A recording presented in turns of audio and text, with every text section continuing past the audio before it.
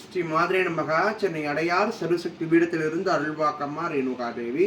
பல அன்பர்கள் எந்தெந்த பறவை இனங்கள் அல்லது சின்ன சின்ன பூச்சிகள் நம்ம வீட்டுக்குள்ள வந்தா என்ன பலன்கள் சொல்லி நீங்க கமெண்ட்ஸ்ல நிறைய பேர் கேட்டிருக்கிறீங்க.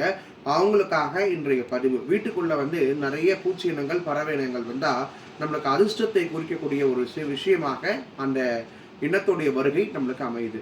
அப்படி வீட்டுக்குள்ள சிட்டுக்குருவி வந்தாலோ, ஆந்தை வந்தாலோ, வெட்டுக்கிளி வந்தாலோ, தட்டான் பூச்சி வந்தாலோ, இது புறா வந்தாலோ, இது எல்லாமே பண வரவை கொடுக்கக்கூடிய அதிர்ஷ்டமான ஒரு வரவு. அது மட்டும் கிடையாது, செங்குளவி கூடு கட்டினாலும் குளவி கூடு கட்டினாலும் வீட்டில் குழந்தை பேரு உண்டாக போகிறது அப்படின்ற உணர்த்துவதற்காக அந்த குளவி இனங்கள் வீட்டில் கூடு கட்டுது.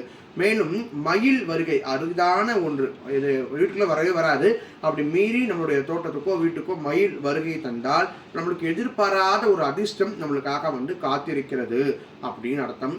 அரணை வீட்டுக்குள்ள அடிக்கடிக்கு வருது, வீட்டில் அடிக்கடிக்கு அரணை வருது அப்படின்னாலும் செல்வ செழிப்பு ஏற்பட போகிறது. இதுவரைக்கும் வராத கடன் உங்களுக்கு வரப்போகிறது அர்த்தம். மேலும் எந்தெந்த பூச்சி இனங்கள் அல்லது பறவை இனங்கள் உங்க வீட்டுக்கு பலன் தெரிஞ்சுக்கணும்னா உங்களுடைய கருத்துக்களை எங்களுக்கு கமெண்ட்ஸ் மூலமா தெரிவிங்க. நான் உங்களுக்கு அதுக்கான பதிலை கொடுக்குறேன். நன்றி. சிவாய நம.